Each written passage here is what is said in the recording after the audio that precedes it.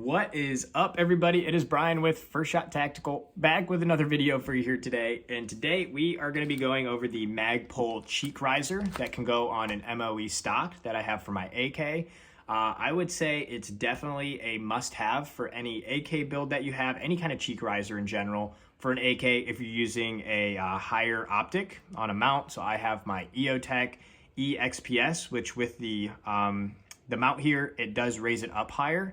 So you need to get a higher cheek weld on the back here, and that's what this is going to help. So with that, let's go ahead and see what this comes with and get it mounted on. The packaging for this is pretty basic. I ordered this off Amazon for like $18. So if you want, go check it out on there. It's the Magpul Industries cheek riser for AR M4, it says. But again, like $18 or under $20, and you can get this. And this will mount to, as you see here, I have the Magpul MOE stock, and this will mount just right on it there. So it makes it super easy. So let me actually show you how to do that real quick, and we'll be done. Like I said, pretty easy to install here. All you have to do is line it up and push it down, and I'm gonna try and do this and hopefully not totally ruin my paint here. Push it, come on. Boom, nice. Make sure it's in on all sides here.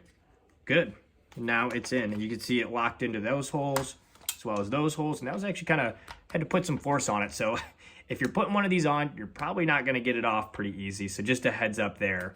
But awesome, looks good. So just to wrap up, here's the final look here, and I think it looks awesome, one, and two, it definitely gives a higher cheek weld here. Again, you're gonna need it with any AK platform, especially with some kind of optic on a riser. So this will definitely help with that, and not gonna lie, I think it looks pretty sweet with my Stormtrooper AK setup here.